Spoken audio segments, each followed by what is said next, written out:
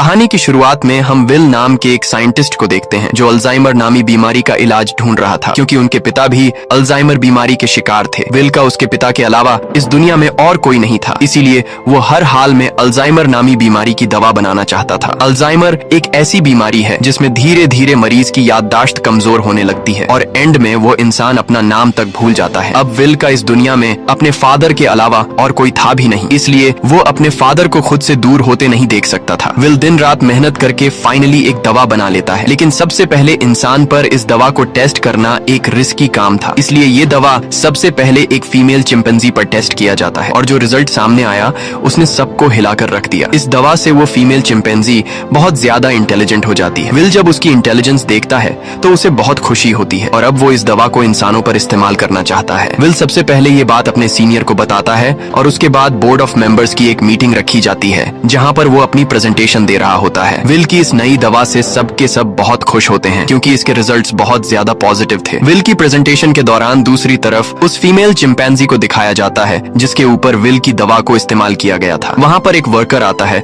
जो उसे वहाँ से दूसरी जगह शिफ्ट करना चाहता है, लेकिन आज उस चिंपैंजी का नेचर थोड़ा अलग था। वो उस जगह से दूसरी जगह शिफ्ट नहीं होना चाहती थी। जब वर्कर जबरदस्ती करता है तो उस चिंपैंजी को बहुत गुस्सा आता है। वो उस वर्कर का हाथ पकड़ लेती है और उसके बाद वहाँ से निकलकर चारों तरफ तोड़फोड़ करना शुरू कर देती है। वो काबू से बाहर हो गई और उस जगह पहुंच जाती है जहाँ पर बोर्ड ऑफ मेंबर्स की मीटिंग चल रही होती है। यहाँ पर विल चाहकर भी उसे कंट्रोल नहीं कर पाता क्योंकि ये चिंपैंजी बहुत ज्यादा गुस्से में होती है, इसलिए इस चिंपैंजी को गोली मारनी पड़ती है जिससे उस चिंपैंजी की मौके पर ही मौत हो गई। इस हादसे के बाद बोर्ड के मेंबर्स ने ये माना कि विल की दवा की वजह से ये चिंपैंजी एग्रेसिव हो गई थी और अब चिंपैंजी की मौत के साथ साथ विल का ये पूरा का पूरा एक्सपेरिमेंट भी पूरी तरह से खत्म हो गया है। बोर्ड के मेंबर्स ने लैब में रखे सारे चिंपैंजी को मारने का हुक्म दिया क्योंकि उन पर भी विल की बनाई हुई दवा का इस्तेमाल किया गया था। हालांकि विल अपने बॉस को कन्विंस करने की कोशिश करता है कि मेरी दवा में कोई प्रॉब्लम नहीं है, लेकिन उसका बॉस साफ साफ मना कर देता है। वो कहता है कि अगर तुम्हारी दवा में प्रॉब्लम नहीं होती तो वो चिंपैंजी इतना ज्यादा अग्रेसिव नहीं होती। विल की 5 सालों की एक्सपेरिमेंट अब जाया हो गई थी। वो अंदर लैब की तरफ जाता है, तभी उसके पास लैब का केयर टेकर आता है और उसे बताता है कि आपकी दवा में कोई भी प्रॉब्लम नहीं है। दरअसल चिंपैंजी आपकी दवा की वजह से अग्रेसिव नहीं हुई थी, बल्कि उसने उसी वक्त एक बच्चे को जन्म दिया था जिस वजह से वो गुस्से में आ गई थी क्योंकि उसे वहाँ से शिफ्ट किया जा रहा था। और अब विल को पूरी बात समझ में आ जाती है। वो वर्कर उसे कहता है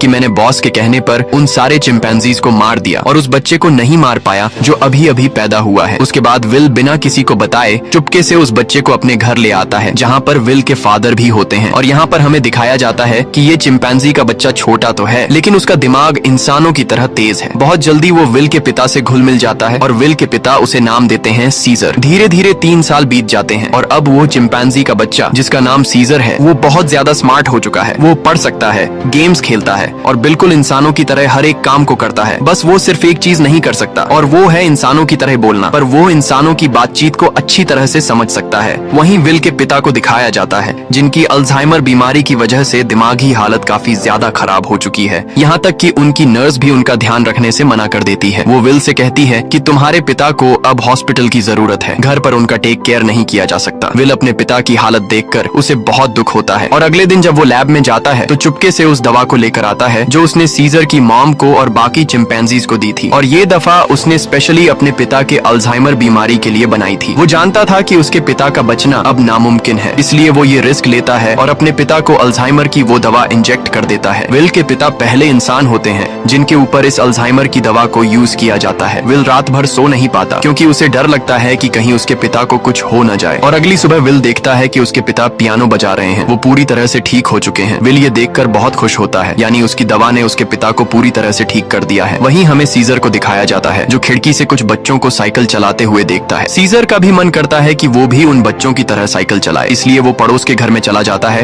पर इस घर का मालिक बहुत ही खड़ूस इंसान था। वो सीजर को देख लेता है। अब वो सीजर को मारने के लिए बेसबॉल का बैट उठाकर उस पर हमला कर देता है, लेकिन उससे पहले कि वो उसे बुरी तरह से मारता, यहाँ पर विल और उसके पिता सीजर को बचा लेते हैं। विल पड़ोसी को समझाने की कोशिश करता है कि ये सिर्फ खेलने की कोशिश कर रहा था, इससे तुम्हें कोई खतरा नहीं है। पड़ोसी कहता है कि ये मेरे बच्चों को नुकसान पहुंचा सकता है और अगर ये बंदर का बच्चा दोबारा यहाँ पर आया तो मैं इसे मार दूंगा। यहाँ पर सीजर के पैर पर चोट लग गई होती है, इसलिए विल उसे डॉक्टर कैरोलिन के पास ले जाता है और जब कैरोलिन उसका इलाज करती है तो उसे पता चलता है कि ये बहुत ज्यादा इंटेलिजेंट है क्योंकि सीजर विल से इशारों में बात कर रहा होता है। जल्द जल्द ही विल और डॉक्टर कैरोलिन की आपस में दोस्ती हो जाती है। कैरोलिन को सीजर बहुत पसंद आ जाता है, इसलिए वो विल के घर आना शुरू कर देती है, जहाँ उसे पता चलता है कि सीजर हमेशा घर पर रहता है, उसे बाहर नहीं ले जाया जाता, इसीलिए सीजर हमेशा खिड़की से बाहर देखता रहता है। कैरोलिन विल से कहती है कि हमें उसे बाहर ले जाना चाहिए। विल को ये आइडिया पसंद आया और अगले दिन विल और कैरोलिन सीजर को पास के एक जंगल में ले गए, जिसका नाम रेडवुड है। वह खूबसूरत जंगल सीजर के लिए किसी जन्नत से कम नहीं था। सीजर को ये जगह बहुत पसंद आई और इसी तरह से 2 साल और बीत जाते हैं। अब विल और कैरोलिन एक दूसरे के साथ रिलेशनशिप में आ चुके हैं। सीजर भी अब बड़ा हो चुका है और ये लोग हमेशा उस जंगल में आते। एक दिन जब ये लोग रेडवुड जंगल में होते हैं तो वहाँ एक फैमिली आती है, जिनके पास एक डॉग होता है, जिसके गले में पट्टा बांधा गया होता है। वह डॉग सीजर पर भौंकने लग जाता है, जिसे देखकर सीजर बहुत ज्यादा मायूस हो जाता है। सीजर इसलिए मायूस नहीं होता कि डॉग ने उस पर भौंका, बल्कि वो डॉग के गले में पट्टा देख लेता है और पट्टा तो उसके गले में भी विल ने बांधा था। वो विल से इशारे में पूछता है, क्या मैं तुम्हारा कोई पालतू जानवर हूँ? जिस पर विल जवाब देता है, नहीं, तुम पालतू नहीं हो, तुम मेरे बेटे हो। पर सीजर अब समझदार हो चुका था। वो अपने बारे में जानना चाहता था कि वो कौन है और कहाँ से आया है, इसलिए विल सीजर को अपनी लैब के बाहर ले जाता है और बताता है कि तुम्हारी मॉम यहाँ पर थी, हमने उसके ऊपर एक दवा का इस्तेमाल किया था और उसी दवा की वजह से आज तुम इतने ज्यादा इंटेलिजेंट हो। अब सीजर को अपने बारे में सब कुछ पता चल चुका है। इसके बाद ये लोग घर आते हैं, जहाँ पर विल के पिता को दिखाया जाता है, जिनकी अल्जाइमर बीमारी अब वापस पहले जैसी हो चुकी है। वो चम्मच के उल्टे तरफ से खाना खाने लगा। विल समझ गया कि अब इस दवा ने उसके पिता के दिमाग पर असर करना छोड़ दिया है। इस बात से विल बहुत परेशान होता है और जब विल काम पर गया होता है तो विल के पिता का गाड़ी चलाने का मूड हो जाता है, लेकिन अल्जाइमर बीमारी की वजह से वो भूल चुके होते हैं कि गाड़ी को ड्राइव कैसे किया जाता है। जब वो कार स्टार्ट करता है तो उसे कार कंट्रोल नहीं हो पाती, इसलिए वो सीधा जाकर अपने पड़ोसी की गाड़ी को टक्कर मार देता है। पड़ोसी जब यह सब कुछ देखता है तो वो जल्दी से बाहर आ जाता है। ये वही पड़ोसी है जिसने कुछ साल पहले सीजर को मारा था और अब वो विल के पिता को कॉलर से पकड़कर गाड़ी से बाहर निकालता है, उन्हें मारने लगता है। तभी अचानक खिड़की से सीजर की नजर उन पर पड़ती है और जब वह देखता है कि उनका पड़ोसी विल के पिता को मार रहा है तो वह अपने आप को कंट्रोल नहीं कर पाता। वो बाहर आता है और उस पर हमला कर देता है। सीजर इतना गुस्से में आ गया होता है कि वो उस पड़ोसी की उंगली काट लेता है, जिसके बाद उनका पड़ोसी विल के चिंपैंजी सीजर पर कोर्ट में केस करता है। इसीलिए कोर्ट ये फैसला करती है कि अब सीजर को घर पर नहीं रखा जा सकता। तब यहाँ एनिमल कंट्रोल टीम आती है और वो सीजर को उस जगह ले जाते हैं जहाँ पर और भी चिंपैंजीज रहते हैं। सीजर को लगा कि वो यहाँ घूमने के लिए आया है, इसलिए वो एक्टिविटी हॉल को देखकर खुश था, लेकिन उसे पता नहीं था कि अब वो यहाँ हमेशा के लिए कैद रहने वाला है। सीजर जब विल को यहाँ से जाते देखता है तो वो उसके पास दौड़कर आता है, लेकिन अब सीजर उस जगह में कैद हो चुका था। सीजर विल के पास आया और शीशे के दूसरी ओर से इशारे करने लगा कि मुझे भी अपने साथ ले चलो, लेकिन विल मजबूर है और वो कहता है कि तुम्हें अब यहीं पर रहना होगा। इस बात से सीजर को बहुत दुख होता है और विल उसे यहीं पर छोड़कर चला जाता है। दूसरी तरफ विल के पिता को दिखाया जाता है, जो एक बार फिर पूरी तरह से अल्जाइमर के शिकार हो चुके हैं और विल अब पहले से भी ज्यादा स्ट्रॉन्ग दवा बनाएगा ताकि वह अपने पिता की बीमारी को हमेशा के लिए ठीक कर दे। विल यह बात अपने बॉस को बताता है कि वह दवा जो मैंने पहले बनाई थी, मैंने अपने पिता के ऊपर इस्तेमाल की थी। वो पूरी तरह से ठीक हो गए थे, लेकिन ज्यादा वक्त तक नहीं। अब वो दोबारा से कमजोर हो रहे हैं, इसलिए अब मैं पहले से भी ज्यादा स्ट्रॉन्ग दवा बनाना चाहता हूँ। उसका बॉस उसे इजाजत दे देता है। दूसरी तरफ सीजर को दिखाया जाता है, जो बहुत ही ज्यादा उदास था। उसे उम्मीद थी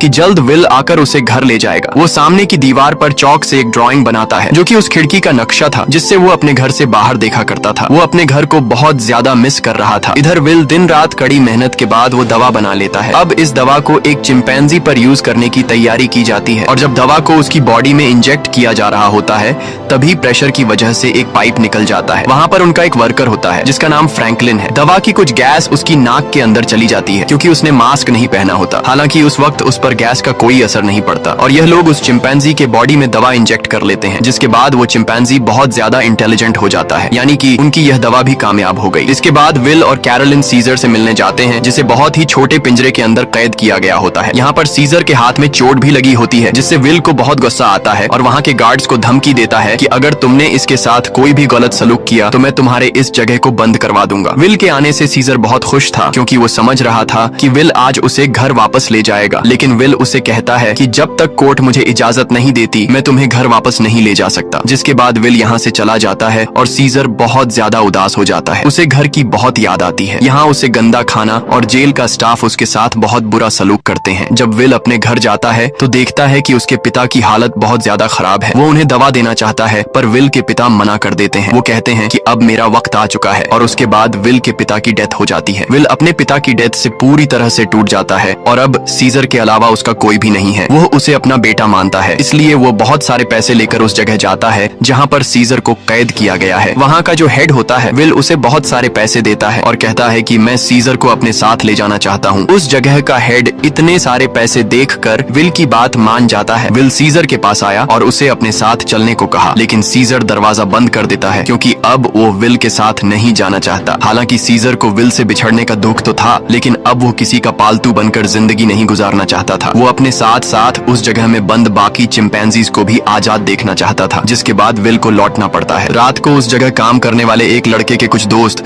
यहाँ पर चिंपैंजीज को देखने के लिए आते हैं और जब इनमें से एक लड़का सीजर के पास आता है तो सीजर उसे पकड़कर अपनी तरफ खींचता है और उसकी जेब से चाकू निकाल लेता है। उस चाकू से सीजर रात को अपने सेल का गेट खोल लेता है। उसके बाद वो सेल से निकलकर चुपके से छत के रास्ते से होते हुए सीधा विल के घर पहुंच जाता है, जहाँ पर उसे वो नई दवा मिल जाती है जो विल ने अल्जाइमर के नए पेशेंट्स के लिए बनाई थी। और अब इस दवा को लेकर वापस वो उसी जगह आ जाता है जहाँ पर बाकी चिंपैंजीज को कैद किया गया है और वहाँ पर उस दवा को खोल देता है, जिससे सारी की सारी गैस चिंपैंजीज इनहेल कर लेते हैं। जिसके बाद सबके सब चिंपैंजीज सीजर की तरह इंटेलिजेंट हो जाते हैं। उनके अंदर सोचने समझने की शक्ति आ जाती है और सीजर का पहला मिशन भी यही था कि सब चिंपैंजीज मेरी तरह इंटेलिजेंट हो जाएं, तभी हम सब इस जगह से भाग पाएंगे। और वो ऐसा करने में कामयाब हो गया। लेकिन दूसरी तरफ फ्रैंकलिन, जिसका गलती से वो गैस नाक के जरिए अंदर चली गई थी, उसकी डेथ हो जाती है। इसका मतलब ये है कि यह दवा सिर्फ चिंपैंजीज पर असर करती है और इंसानों को यह दवा मार देती है। वहीं सीजर को दिखाया जाता है जो अब बाकी चिंपैंजीज के साथ उस जगह से भागना चाहता है, लेकिन तभी वहाँ का एक वर्कर जो सब चिंपैंजीज को बहुत टॉर्चर किया करता था वो आ जाता है और जब वो अपनी करंट वाली स्टिक से उन्हें करंट लगाने की कोशिश करता है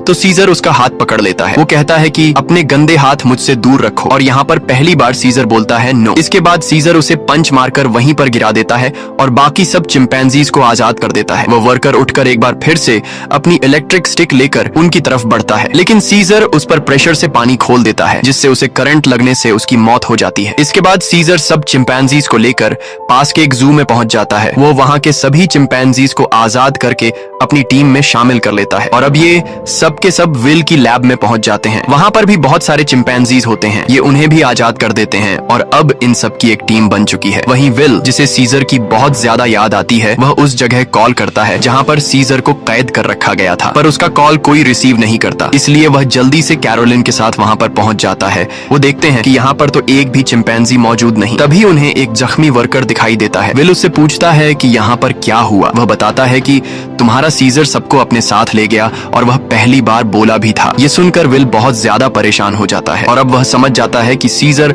अपने सभी साथियों के साथ रेडवुड जा रहा है, जहाँ पर बचपन में उसे ले जाया करता था। सीजर शहर के रास्ते से अपने साथियों के साथ आगे की तरफ बढ़ रहा होता है। रास्ते में एक ब्रिज आता है जहाँ पर पुलिस उनका रास्ता रोक लेती है और इसके बाद चिंपैंजीज और पुलिस के बीच में एक बहुत बड़ी फाइट होती है। हालांकि सीजर का मकसद इंसानों को चोट पहुंचाना नहीं था, बल्कि अपने चिंपैंजी भाइयों को आजाद करके उन्हें रेडवुड जंगल तक पहुंचाना था। उनके ऊपर हेलीकॉप्टर से हमला किया जाता है और जब सीजर को नुकसान पहुंचने वाला होता है तो तभी वहां पर एक गोरिल्ला हेलीकॉप्टर के ऊपर कूद जाता है और हेलीकॉप्टर को क्रैश कर देता है, जिससे उसकी जान चली जाती है। और तभी वहां पर कोबा नामी चिंपैंजी आता है। कोबा वही चिंपैंजी है जिसकी बॉडी पर लैब में एक्सपेरिमेंट किया गया था, जो उस आदमी को मार देता है जो हेलीकॉप्टर से उन पर गोलियां चला रहा था। यहाँ जब एक गोरिल्ला पुलिस वाले को चीरने वाला था तब सीजर उसे रोक लेता है, क्योंकि सीजर पुलिस वालों को रोकना चाहता था, उन्हें मारना नहीं। अब ये सब के सब ब्रिज को क्रॉस कर रेडवुड पार्क पहुंच जाते हैं, जहाँ पर विल भी कुछ देर में पहुंच जाता है। वो सीजर को आवाजें देने लगता है। इस दौरान एक दूसरा चिंपैंजी विल पर हमला करने वाला होता है कि तभी सीजर उसे रोकता है। विल सीजर से कहता है कि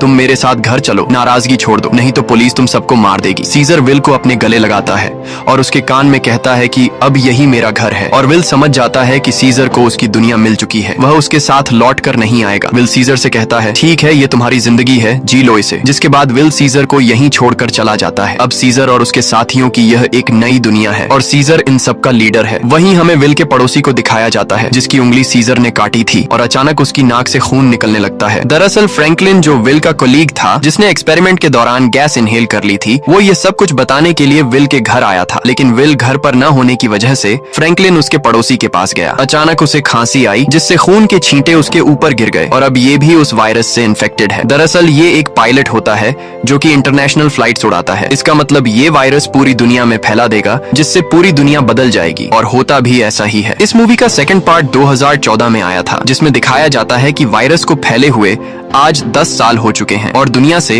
इंसानों की बहुत बड़ी आबादी खत्म हो चुकी है। जहां एक तरफ इंसानों की आबादी कम हो रही थी, दूसरी तरफ चिंपैंजीज की जनरेशन बढ़ बढ़ती जा रही थी। ये सभी उस जंगल में पूरी तरह से फैल चुके थे और वो सभी अब पहले से भी ज्यादा स्ट्रॉन्ग हो चुके थे। यहाँ हमें सीजर को दिखाया जाता है। वो अब भी सभी चिंपैंजीज का लीडर है और इस जंगल में सीजर का ही राज चलता है। इस जंगल में अब इंसानों का आना मना है। सीजर का अब एक बेटा हो चुका है जिसका नाम ब्लू आई है। एक दिन सीजर का बेटा जब अपने दोस्त के साथ जंगल में घूम रहा होता है, तभी उनके सामने एक इंसान आ जाता है जो जंगल में अपनी टीम के साथ हाइड्रो इलेक्ट्रिक डैम देख रहा होता है ताकि पूरे शहर को इलेक्ट्रिसिटी दोबारा से दी जा सके और ये डैम चिंपैंजीज के इलाके में है। अब वो आदमी जब सीजर के बेटे ब्लू आई और उसके दोस्त को देखता है तो वो बहुत ज्यादा डर जाता है और अपनी गन निकाल लेता है। सीजर का बेटा भी गुर्राने लगता है। वो आदमी डर कर गोली चला देता है जिससे सीजर के बेटे का दोस्त घायल हो जाता है। गोली की आवाज सुनकर सभी चिंपैंजीज यहाँ पर आ जाते हैं। साथ ही जिस आदमी ने गोली चलाई होती है उसके साथी भी आ जाते हैं जो यहाँ पर डैम ढूंढ रहे होते हैं। चिंपैंजीज उन्हें मारना चाहते हैं। वो सब उन लोगों पर बहुत ज्यादा गुस्सा होते हैं। तभी इंसानों के ग्रुप का लीडर आगे आता है जिसका नाम मैल्कम है। वो सीजर से बात करता है। वो उसे बताता है कि हम यहाँ पर किसी को नुकसान पहुँचाने के लिए नहीं आए, हम तो बस यहाँ सिर्फ शहर की बिजली ठीक करने के लिए डैम ढूंढ रहे हैं। सीजर उससे कहता है चलो ठीक है, इस बार तुम आ गए लेकिन दोबारा यहाँ पर मत आना, तुम सब यहाँ से चले जाओ। अब वो सब के सब यहाँ से चले जाते हैं और इन्हीं चिंपैंजीज में जो कोबा होता है जिसके ऊपर कभी इंसानों ने एक्सपेरिमेंट्स किए थे, जो इंसानों से बहुत ज्यादा नफरत करता है, वो सभी चिंपैंजीज से कहता है कि इंसान दोबारा से हमारे इलाके में आ गए हैं, वो हमें फिर से नुकसान पहुंचाएंगे, इसलिए इंसानों को हमें अपनी ताकत दिखानी होगी। और सीजर भी अब उसकी बातों में आ जाता है और ये सब तय करते हैं कि ये इंसानों की बस्ती में जाएंगे। और अब सीजर अपने घोड़े पर बैठकर सबके आगे होता है। उसके साथ सभी चिंपैंजीज इंसानों के इलाके में जाते हैं। यहाँ पर दिखाया जाता है कि जो पहले रोशनियों से चमकने वाला एक खूबसूरत शहर हुआ करता था, अब वो पूरी तरह से वीरान हो चुका है। यहाँ पर टेक्नोलॉजी और बहुत सारी चीजें अब पूरी तरह से खत्म हो चुकी हैं। सीजर अपनी पूरी सेना को लेकर इंसानों के इलाके में पहुंच जाता है जहाँ पर मैल्कम एक बार फिर से सीजर के सामने आता है और वो सीजर से कहता है कि हम तुमसे माफी मांग चुके हैं। सीजर कहता है कि आज के बाद अगर हमारे इलाके में कोई भी आया तो हम उसे मार देंगे। हम युद्ध नहीं चाहते, लेकिन अगर इंसानों ने दोबारा हमारे इलाके में आने की कोशिश की तो हम किसी को नहीं छोड़ेंगे। यहाँ पर कोबा भी होता है। कोबा चाहता है कि वो इंसानों से युद्ध लड़े, लेकिन सीजर इंसानों को वार्निंग देकर यहाँ से पूरी सेना के साथ निकल जाता है। वही मैल्कम को दिखाया जाता है जो बहुत ज्यादा परेशान होता है क्योंकि जिस जगह में ये लोग रह रहे थे वहाँ पर बिजली नहीं थी और उनका पावर प्लांट खास उसी जगह में था जहाँ पर चिंपैंजीज का इलाका था। वहाँ पर जाना मतलब अपनी मौत को दावत देना है, लेकिन सारी जिंदगी ये लोग बिना इलेक्ट्रिसिटी के तो नहीं रह सकते थे, इसलिए उन्हें हर हाल में वहाँ पर जाकर बिजली ठीक करनी थी। मैल्कम अपने सीनियर से कहता है कि हमें एक बार सीजर से बात करके देखना चाहिए, क्या पता वो हमारी तकलीफ को समझ ले। जिसके बाद मैल्कम अपनी फैमिली और एक ग्रुप लेकर वहाँ जंगल के बाहर पहुँच जाता है। मैल्कम जब सीजर को अपनी सारी सिचुएशन बताता है तो सीजर समझ जाता है क्योंकि वो इंसानों के साथ रह चुका है। उसे पता है कि इलेक्ट्रिसिटी का मतलब क्या है और इंसानों के लिए वो कितनी जरूरी है। सीजर कहता है ठीक है, तुम लोग अंदर आ सकते हो, मगर एक शर्त पर, तुम्हें सारे हथियार हमारे हवाले करने होंगे। मैल्कम मान जाता है और अब अपनी टीम के साथ वो उस जगह पहुंच जाता है जहां पर पावर प्लांट है और इसके बाद ये लोग वहां पर काम करना शुरू कर देते हैं। मैल्कम की वाइफ और उसका बेटा चिंपैंजीज के बच्चों से बहुत जल्दी घुल मिल जाते हैं और जब ये लोग पावर प्लांट पर काम कर रहे होते हैं तभी एक चिंपैंजी को वहां पर छुपी हुई एक गन मिलती है और वो गन सीधा वो लेकर जाता है सीजर के पास। और जब सीजर को पता चलता है कि इंसान अपने साथ छुपाकर यहाँ पर गन लाए हैं तो उसका गुस्सा एक बार फिर से भड़क जाता है और वो मैल्कम और उसके साथियों से कहता है तुम जंगल छोड़कर चले जाओ। लेकिन तभी सीजर को पता चलता है कि उसकी पत्नी जो बहुत लंबे समय से बीमार थी, मैल्कम की पत्नी ने उसे दवा दी थी जिससे अब वह पूरी तरह से ठीक हो गई। ये देखकर सीजर इंसानों को एक और मौका देता है। वो कहता है तुम्हारे पास एक दिन और है, तुम इस पूरे पावर प्लांट को ठीक कर सकते हो और इसके बाद यहाँ से चले जाना। दरअसल मैल्कम का एक साथी जो कभी एक पुलिस ऑफिसर हुआ करता था, उसे चिंपैंजीज पर बिल्कुल भरोसा नहीं है। वो उनसे नफरत करता है और वो यहाँ पर गन्स लेकर आया होता है। उनके पास और भी गन्स होते हैं और जब ये लोग गन्स एक दूसरे को पास कर रहे होते हैं तो ऊपर से कोबा देख लेता है। कोबा गुस्से से लाल हो जाता है कि ये इंसान तो बिल्कुल भी भरोसे के लायक नहीं है और कोबा इंसानों से बहुत ज्यादा नफरत करता है और वो जल्दी से सीजर के पास जाता है। वो उसे बताता है कि इंसानों के पास और भी हथियार हैं, इंसान भरोसे के लायक नहीं है, तुम्हें उन्हें हमारे इलाके से निकालना होगा। जिस पर सीजर उसे सब्र रखने को कहता है। इस बात से कोबा को गुस्सा आता है। वो कहता है तुम्हें अपने साथियों की बिल्कुल भी परवाह नहीं है, तुम इंसानों से प्यार करते हो क्योंकि तुम भी उन्हीं में से एक हो। और अब सीजर को इस बात पर गुस्सा आता है और वो कोबा पर हमला कर देता है। सीजर उसे बहुत बुरी तरह से घायल कर देता है। कोबा अब बदले की आग में जलने लगा। वो यहाँ से सीधा उस जगह जाता है जहाँ पर इंसान और उनके हथियार हैं। वो वहाँ से इंसानों के हथियार लेता है और बहुत सारे इंसानों को मार देता है और उन्हें मारने के बाद वापस वो अपने इलाके में आता है जहाँ पर वो अपने ही चिंपैंजीज के कई घरों को आग लगा देता है। और जब मौका देखता है कि सीजर बिल्कुल अकेला है, उसके पास कोई भी नहीं है, तो वो चुपके से सीजर को भी गोली मार देता है। सीजर वहीं झाड़ियों में गिर जाता है। इसके बाद कोबा अब सभी चिंपैंजीज के पास जाता है और कहता है, इंसानों ने हमारे घर जला दिए और हमारे लीडर सीजर को भी मार दिया। वो हम पर हमला कर रहे हैं, हमें उन्हें सबक सिखाना होगा। कोबा इंसानों के खिलाफ युद्ध का ऐलान कर देता है। साथ ही वो यह भी ऐलान करता है कि अब मैं तुम सब का लीडर हूँ। इसे सब लीडर मान लेते हैं और इंसानों से युद्ध लड़ने के लिए तैयार हो जाते हैं। दूसरी तरफ इंसानों को दिखाया जाता है जहाँ उनके घरों में अब लाइट आ चुकी होती है क्योंकि पावर प्लांट ठीक हो चुका है। वो सब एक साथ मिलकर एंजॉय कर रहे होते हैं। वहीं कोबा अपनी पूरी सेना के साथ उस जगह पहुंच जाता है जहां पर इंसानों के हथियार हैं। सबसे पहले ये चिंपैंजीज इंसानों के हथियार को लूटते हैं और इसके बाद उन्हीं हथियारों से इंसानों के ऊपर हमला कर देते हैं। कई इंसानों को मार दिया जाता है। यहाँ पर वो छोटा चिंपैंजी भी होता है जिसे जंगल में एक इंसान ने गोली मारी थी और अब कोबा उसे हथियार देता है और कहता है, तुम्हें इंसानों को मारना होगा। पर वह मना कर देता है क्योंकि सीजर ने उसे सिखाया था कि कभी भी किसी भी इंसान पर बिना वजह हमला मत करना। और जब वो बच्चा कोबा का ऑर्डर नहीं मानता तो कोबा उसे मार देता है। साथ ही जो चिंपैंजीज उसका हुक्म नहीं मानते वो उन्हें कैद कर लेता है। वही जंगल में मैल्कम और उसकी वाइफ शहर की तरफ आ रहे होते हैं। तभी वहाँ पर उन्हें सीजर दिखता है जो बहुत बुरी तरह से घायल होता है। वो सीजर को अपनी गाड़ी में बैठाकर अपने घर ले आते हैं। वो उसका ट्रीटमेंट करते हैं और सीजर का अच्छी तरह से ख्याल रखते हैं जिससे सीजर की जान में दोबारा जान आ जाती है। सीजर के होश में आने के बाद वो उन्हें बताता है कि मेरे पर हमला मेरे साथी ने किया है जिसका नाम है कोबा। मैल्कम को भी यहाँ पर पूरी बात समझ में आ जाती है। सीजर पूरी तरह से ठीक नहीं था, इसीलिए उसे पूरी तरह से रिकवर करने के लिए मैल्कम मेडिसिन लाने के लिए स्टोर पर जाता है और तभी उसके सामने सीजर का बेटा आ जाता है जिसके हाथ में गन होती है। वो मैल्कम को शूट करने वाला होता है कि मैल्कम उसे बता देता है, तुम्हारे पिता सीजर अब भी जिंदा हैं। वो हमारे पास हैं और उन्हें और किसी ने नहीं बल्कि कोबा ने शूट किया है। इसके बाद मैल्कम सीजर के बेटे को अपने घर ले आता है। वो अपने पिता को जिंदा देखकर बहुत खुश हो जाता है, जहाँ पर सीजर का बेटा सीजर को बताता है कि किस तरह से कोबा ने अपने आप को लीडर बनाया और उसने बाहर की दुनिया में मासूम लोगों की जान ली। सीजर के बेटे को भी अब पता चल चुका है कि उसके पिता सीजर पर और किसी ने नहीं बल्कि कोबा ने गोली चलाई थी। इसीलिए अब वह वापस उसी जगह जाता है जहाँ पर कोबा ने इंसानों को और बहुत सारे चिंपैंजीज को बंदी बनाकर रखा है। सीजर का बेटा सबको आजाद कर देता है। मैल्कम भी उनका साथ देता है और वो उन सबको टावर के अंदर ले आता है जहाँ पर उसकी मुलाकात वही पुलिस ऑफिसर से होती है। वह ऑफिसर मैल्कम को बताता है कि इलेक्ट्रिसिटी आने के बाद मैंने रेडियो से आर्मी के साथ कांटेक्ट कर लिया है और बहुत जल्द बहुत बड़ी आर्मी की सेना यहाँ पर आने वाली है जो सभी चिंपैंजीज का खात्मा कर देगी। साथ ही वह यह भी बताता है कि मैंने टावर के ऊपर बहुत सारे बॉम्ब्स को फिट कर दिया है ताकि जब चिंपैंजीज टावर के ऊपर चढ़ेंगे तो मैं बॉम्ब को ब्लास्ट करके उन सब चिंपैंजीज को मार दूंगा। हालांकि इसमें उसकी खुद भी जान चली जाएगी। उसके हाथ में रिमोट कंट्रोल होता है और अब ये देखने के बाद मैल्कम और सभी इंसान वहाँ से भागना शुरू कर देते हैं। वहीं सीजर को दिखाया जाता है जो अब यहाँ पर पहुंच चुका है। उसका सामना कोबा से होता है और कोबा और उसके बीच फाइट शुरू हो जाती है। सीजर को जिंदा देखकर बाकी चिंपैंजीज भी कोबा की गद्दारी को जान चुके हैं। वहीं हमें उस पुलिस ऑफिसर को दिखाया जाता है जो टाउन के एक हिस्से को बॉम्ब से ब्लास्ट कर देता है जिसमें कई सारे चिंपैंजीज मारे जाते हैं, लेकिन कोबा, सीजर और उसके कई साथी अब भी जिंदा हैं। जब कोबा देखता है कि बहुत सारे चिंपैंजीज वापस सीजर को सपोर्ट करने लगे हैं तो वह उन सब पर गोलियां चलाना शुरू कर देता है। तभी सीजर काफी ऊंचाई से कोबा पर हमला कर देता है और उसे बिल्डिंग से नीचे धकेल देता है। कोबा लोहे की रॉड से लटक जाता है। अब वह सीजर से कहता है, प्लीज मुझे बचा लो, जिसके बाद सीजर उसका हाथ पकड़ लेता है, लेकिन कोबा ने जो किया है उसे माफ नहीं किया जा सकता। इसीलिए सीजर उसका हाथ छोड़कर उसे नीचे गिरा देता है जिससे उसकी मौत हो जाती है। और अब मैल्कम और सीजर एक दूसरे के सामने होते हैं। ये दोनों एक दूसरे से हाथ मिलाते हैं, यानी कि यह दोनों अब अच्छे दोस्त हैं, जैसे कभी सीजर विल का हुआ करता था। मैल्कम सीजर को बताता है कि बहुत जल्दी यहाँ पर आर्मी आने वाली है, तुम सबको यहाँ से निकलना होगा ताकि इस जंग को रोका जा सके। सीजर कहता है कि अब इंसानों और चिंपैंजीज के बीच जो वॉर है उसे कभी खत्म नहीं किया जा सकता। इसी के साथ यह कहानी खत्म हो जाती है। अगर वीडियो आपको अच्छी लगी हो तो हमारे चैनल को सब्सक्राइब और वीडियो को लाइक जरूर कीजिएगा।